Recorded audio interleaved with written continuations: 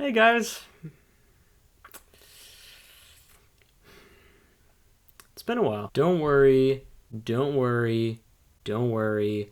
I know what you're thinking, but I am still working on all the videos I promised that you want to see. I've watched all the movies I need to watch. I've played all the games I need to play. And we're just in time for a new year of content for me to have to go through to do the exact same videos. I'm going to try wrapping all this stuff up as quickly as I can in time for the new list season. It's going to take a while though, but I wanted to return soon. I wanted to return now, and I thought, what better way to return to making content, to get people watching my videos again, to get people back on my side now that my channel has been completely taken over by a hacker who I have no relation with, than to talk about my extremely controversial opinions of a movie that everybody likes. Joker is a dramatic psychological thriller starring Joaquin Phoenix and is directed by the illustrious Todd Phillips. It is based off the comic book character of the same name, the infamous arch nemesis of Batman, and I was very excited for this film up until its release. Was I a little skeptical when I heard that the director of the Hangover trilogy was working on it? Yes, I was. But this movie had such good trailers that it still just drew me in. Everything I was hearing and seeing about this project was just outstanding. I was ready for the next Dark Knight. I was ready for the next Logan, the next big step in comic book movies, turning them into actually respectable forms of art. And while I do admire the ambitions and attempts at this that Joker does, I'm not sure I can fully get behind the movie. Which is kind of weird, because when I first saw this movie, I really liked it. And upon second viewing, I was starting to get this impression that a lot of my enjoyment of this movie did not come from actual enjoyment, but rather from a want to enjoy it, because I was just that hyped to see it. And upon watching it for a third and final full viewing, and going back through clips to work on this review, I'm gonna have to call this one a failure.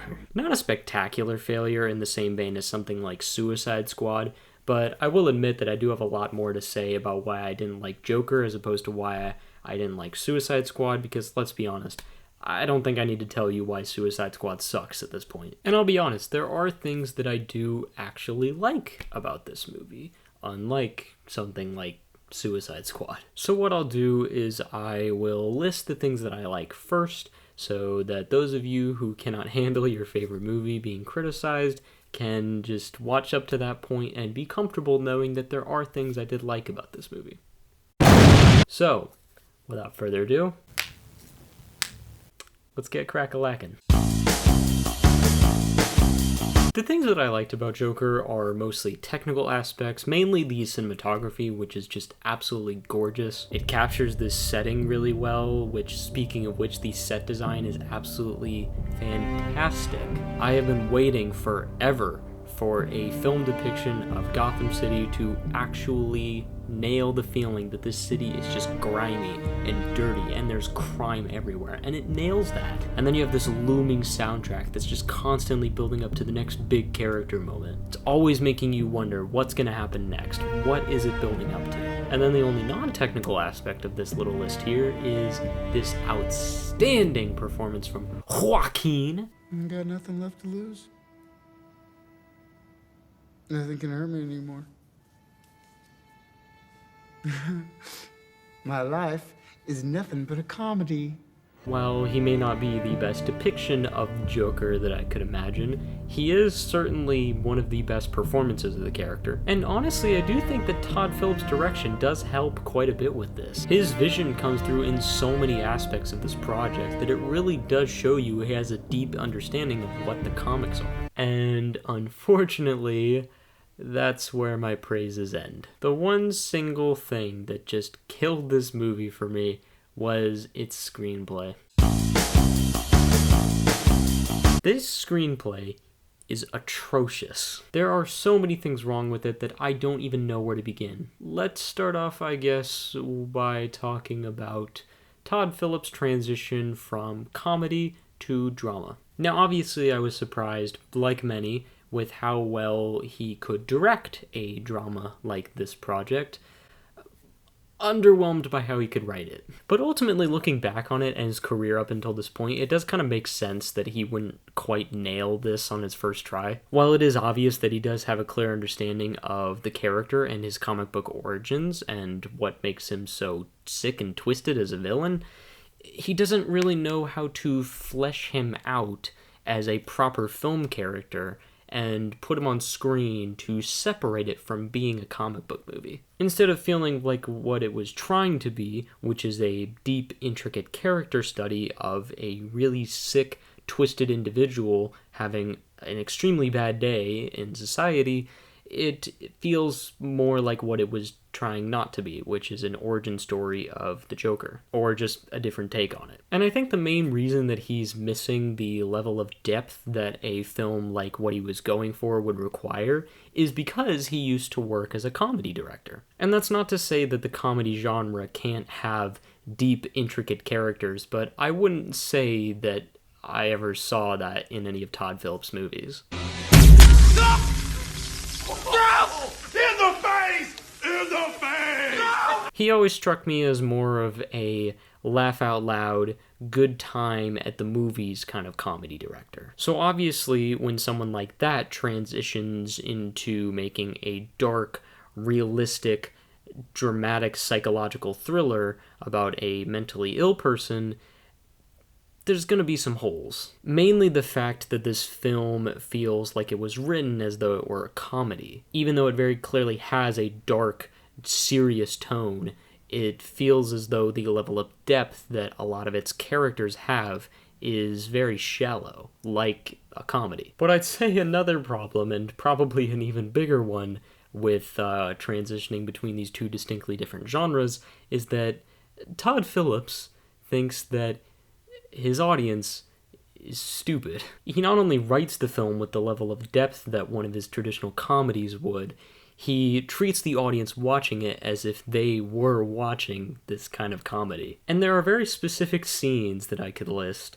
where this sort of thing is shown in full display. You have that scene near the start where Arthur's therapist tells him that the office's budget has been cut and that they can't see each other anymore, and not only that, but he can't get his meds from her anymore, the meds that he needs. So if you're a person watching this movie who can comprehend rational thought at all, you would realize that the implication of this scene is that the rich, powerful rulemakers step on the poor, marginalized. And if you want to take it a step further than that, you could also examine the world that this film takes place in and how dilapidated and gross and just struggling everybody in it is, and how these rich, powerful rulemakers may be doing this out of a tough decision base to focus on more immediate issues, but not realizing that that affects more people than they think. But instead of letting the audience chew on that one, Todd Phillips thought that we wouldn't be able to handle this. So he wrote in these really forced and unnecessary lines for the therapist where she says, "They don't give a shit about people like you, Arthur. And they really don't give a shit about people like me either." Not only is this extremely unprovoked because it was built up to this point that Arthur and his therapist are not on good terms, that she doesn't listen to him and she just asks him the same questions every week. Two things he literally criticizes her for verbally in this exact same scene. You just ask the same questions every week. But it's also just so unnecessary. Like, it doesn't add anything to this scene. We already got what the idea of it was. So, as an audience member, I just look at that and go, okay, I get it. And then later in the film, you have the scene where Arthur realizes that the girl he's been dating was just a figment of his imagination, that the girl was real, but their relationship was just smoke and mirrors. He sneaks into her apartment, she sees him there, and basically doesn't even know him. "You're in the wrong apartment."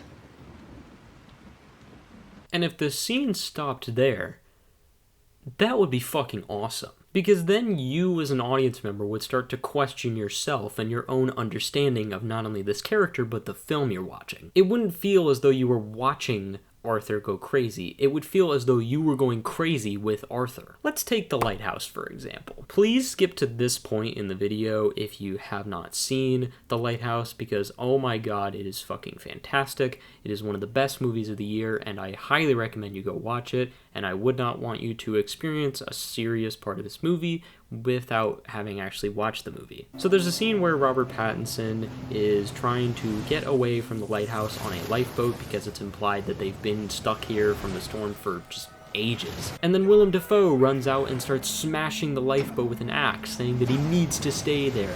And then Robert Pattinson just darts in the other direction, and Willem Dafoe is just running, chasing him with this axe. And then finally, they get indoors to safety, and Robert Pattinson is just yelling at him, "I'm trying to get away, why did you stop me?" And Willem Dafoe has no idea what he's talking about. He's like, "What do you mean? Why did you just smash up the lifeboat?" And you just go crazy. You're like, wait, what the fuck? I thought Willem Dafoe just smashed up the lifeboat, but he's saying Robert Pattinson smashed up the lifeboat? Who smashed up the lifeboat? That's just like one of the few examples I could mention of what that movie does to communicate the fact that these characters are going fucking nuts, and that you need to do it with them in order to fully understand where they're at. Joker, on the other hand, just shows you this weird flashback montage of all the scenes where she was in and edits in versions where she wasn't there. It's kind of sad that it doesn't take advantage of the unique opportunity it's been handed, because for this type of character, it seems it would be the perfect opportunity to get the audience to empathize with him a bit more. The rest of the issues I take with this screenplay are mainly in its thematic approaches, so I will divide this into different subsections, talking about each specific thematic approach that this movie takes, what kind of message it tries to send, and there's a lot of them. And I'll be honest with you, it doesn't really do any of them very well. So let's just start off with the obvious one, which is mental illness. Now, the main problem with this sub-theme is that you never really understand Arthur's illness, or even really his motivations as a character in that sense. Despite there being a scene where he literally hands another character a card that just describes in detail what the illness is. And I really like the idea of giving the Joker this affliction of pathological laughter. It makes a lot of sense. It's painful for him that he doesn't want to do it, but ultimately by the end of the film, he starts reveling in his affliction. And it sets up what I thought this movie was going to try and communicate a message for. And I thought, oh, that actually works really well, and I will get to what that is later. But not only does it not go very far with that, it fails to really explain why he starts going crazier than just having that affliction, and why he does this. The only really clue we're given is that he doesn't have his medication anymore, but it's never clearly explained what he has beyond pathological laughter, or if his pathological laughter is like a gateway drug to his later illnesses down the line when he starts going crazy and doing all of this horrible shit. And you could pass this all up to just him being crazy, but in terms of character writing, that is very uninteresting. And not only that, but it's so clear while watching the movie that he has motivations, he has wants, desires, and needs, and that is a part of his character, but you don't understand what they are or how they intersect with his mental illness, even though it's very clearly implied that they are. Now, I know what comments you're typing right now. Clay, he just wants to be noticed, and I get that, but noticed for what? Sure, maybe he just wants to be noticed at all, noticed by somebody, the personality on TV, his mom, hell, even his fucking dad.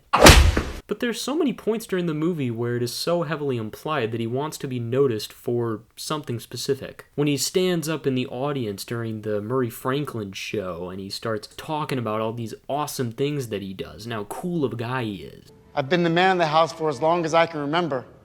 I take good care of my mother. It's so clear that he wants to be noticed for something cool, being a cool, heroic guy. And that sentiment continues later once he kills the guys on the subway, because you see that he starts this revolution and he sees how many people's lives he's affected. The girl that he's quote-unquote dating thinks that he's the coolest guy ever, and that he's like, oh, I think this guy's a hero for killing these 3 dudes. I think the guy that did it is a hero. But then later, when he starts to embellish in the darker recesses of his mind and his illness, he starts to do all of this horrible shit. He kills his mom, he kills the guy who got him fired, he critically injures 2 police officers and puts them in the hospital, and he still gets praise for all of these things, so you kind of just have to wonder what his motivations are as a character, and how the society that he lives in and he has formed this revolution in starts to view him. And once again,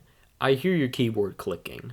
Clay, this movie is trying to send a message of how society rewards people for the bad things they do, but shuns them for the good things they do. And I suppose I get that sentiment, but that's not interesting.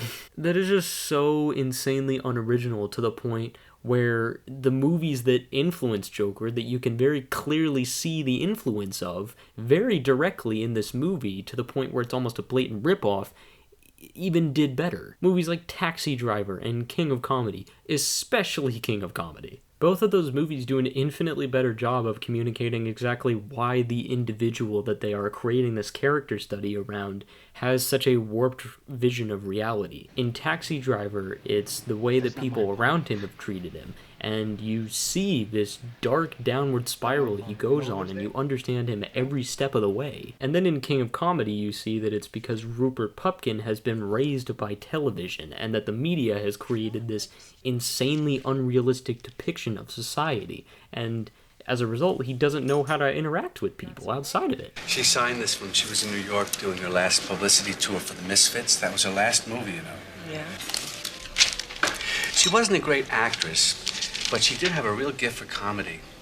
You know, she died tragically alone, like many of the world's most beautiful women. I don't want to see that happening to you. Joker, instead of doing something to separate itself from these movies and just show its influence through its cinematography and some of its writing, just decides to mesh the two together and also tackle its own themes on top of that. And as expected, it comes across really muddled and unfocused. Which leads me into the next sub-theme, which is class war. Now, as previously mentioned, one of the things that Arthur gets recognized for as a character is the fact that he starts this revolution of class war, rich versus poor, because he killed 3 people who worked at Wayne Enterprises. And in a more realistic depiction of a grimy Gotham City, this makes sense. A common question among people who don't really read the comics when it comes to Gotham City is that if there's so much crime, why would you live there? But that, in my opinion, is actually one of the more interesting talking points about the Batman comics. Because in a city where crime is so rampant that the whole entire fucking population needs to be evacuated, obviously the real estate is cheap.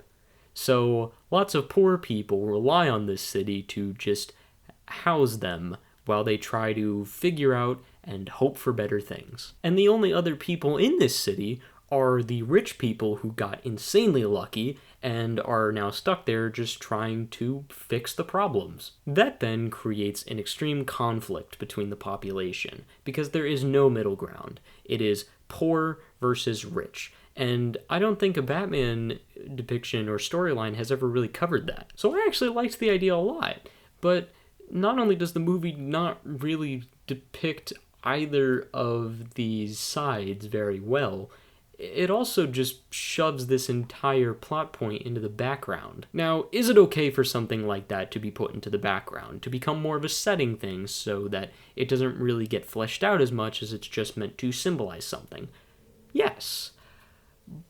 But not if the film brings it up so many times to the point where it feels very intentional that it was meant to be a main thing. First of all, the obvious thing that the main fucking character of the movie was the one that started this class war in the first place. It wasn't just there. But also when many of the characters that this main character interacts with keeps bringing it up. Like the depiction of the girl that Arthur was quote-unquote dating. It is a recurring implication that she is in exactly the same position as Arthur is. She's sending her daughter to a very run-down school in a very run-down area. Her apartment doesn't look any nicer or well-made than his does. She claims that the building they live in is awful while the elevator gets stuck.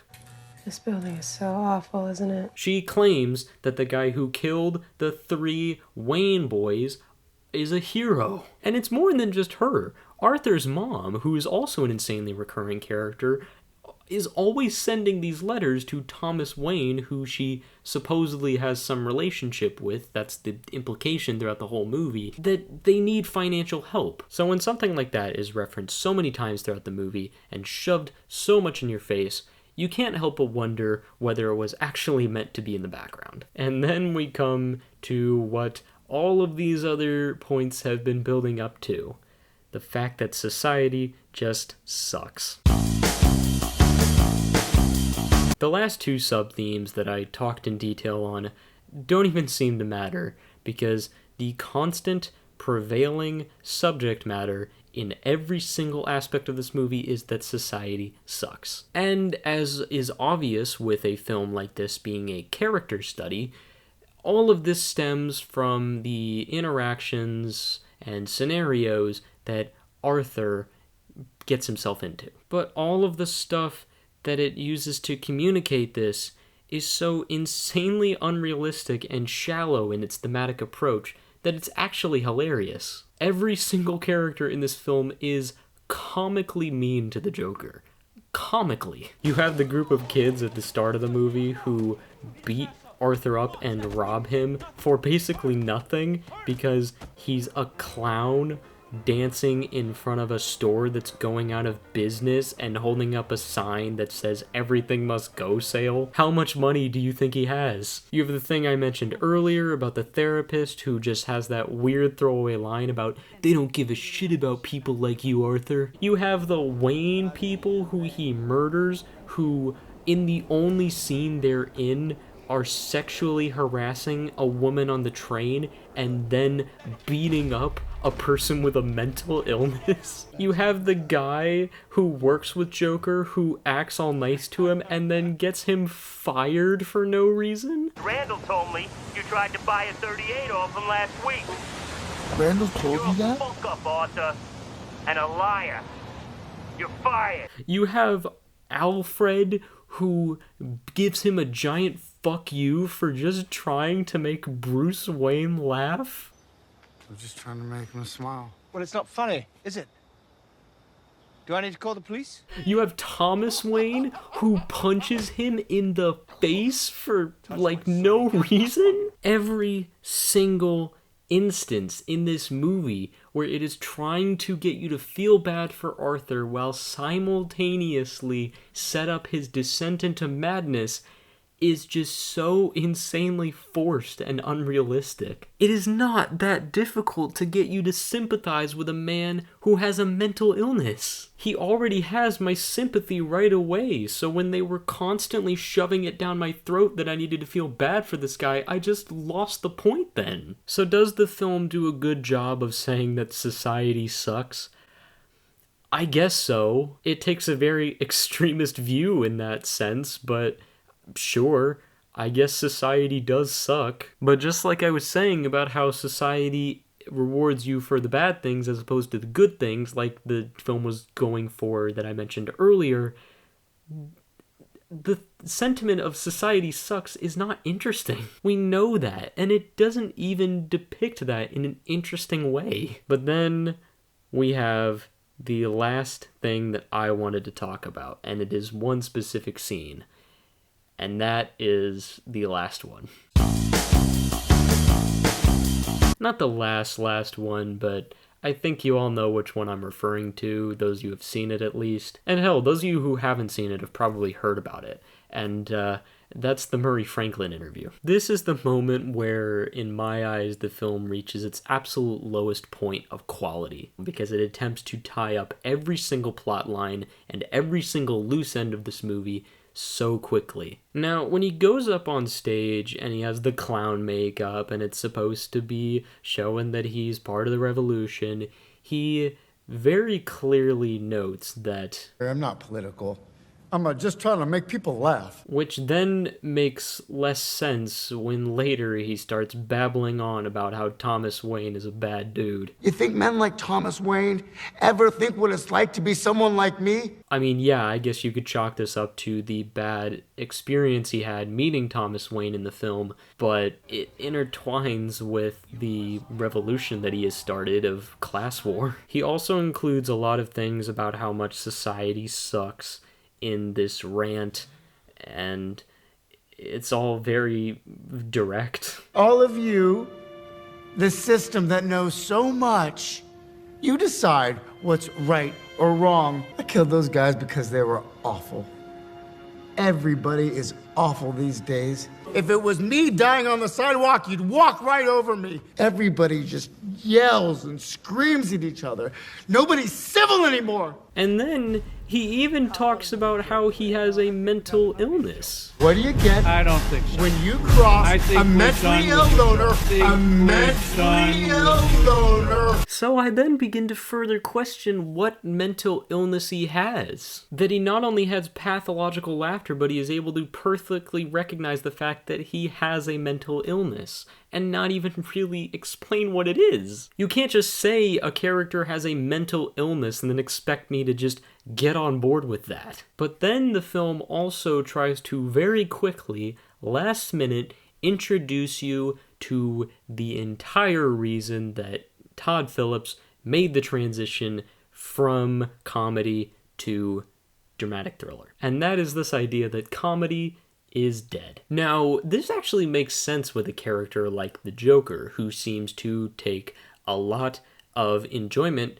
out of people's pain and displeasure and fueling his own in that sense. And like I said earlier, this idea that he has pathological laughter actually makes a lot of sense for this angle. But not only is it very obvious that they tried to wrap up this new storyline that they had created very quickly, but that they also did it in a very direct and shallow manner. Which is weird, because as a result, it feels like the most fleshed out concept in this entire movie. Because when someone like the Joker, who finds enjoyment in these really dark, disturbing topics, comes to conflict with someone like Murray Franklin, who represents a more family-friendly, just good time watching TV. But ultimately, we come to see throughout the movie that Murray Franklin is no better, because he's on stage making fun of this dude with a mental illness. And not only that, but making fun of this dude with a mental illness who idolizes him, who thinks he's the king of comedy. Joke more than intended. But like I said, that's basically as far as the intrigue goes for this new thematic approach that the film takes, because everything else that it's been building up to in that sense just kind of falls apart, and now we're left with this very loose recap of not only that, but every other theme that the film has been trying to approach throughout the entire thing. And that basically just wraps up the movie. From then on, it's just a couple scenes that shows what happens to the Joker after that point. And it didn't say anything, despite having one of the last scenes in the movie be in just a giant verbal recap, a scene where I can feel Todd Phillips' breath over my shoulder, and yet there's nothing there. It doesn't say anything. It doesn't leave you with anything to think about, because it has directly explained to you its entire purpose. It's the thematic equivalent of a giant exposition dump. And I think I realized this on my second watch, even though it took me a third one to fully grasp the idea that there was really not much to this movie. I kind of realized by my second watch that I hadn't actually thought about this movie since I saw it. I never really pondered what any of its themes meant because I had fully grasped them the first time through. The film literally just explained them to me. And for a movie that seems very invested in the idea that it's trying to be more than a comic book adaptation, I don't really get why this is. It just feels like they missed out on so many different opportunities, that they tried to communicate so many different things in this massive juggling act of all these themes and concepts and ideas, that they just ended up dropping them all over the floor. It doesn't flesh any of them out, and if it does, it doesn't do any of them to a large enough extent for me to even really care about it. And no matter what else this film tries to say, and what else it tries to be profound in saying,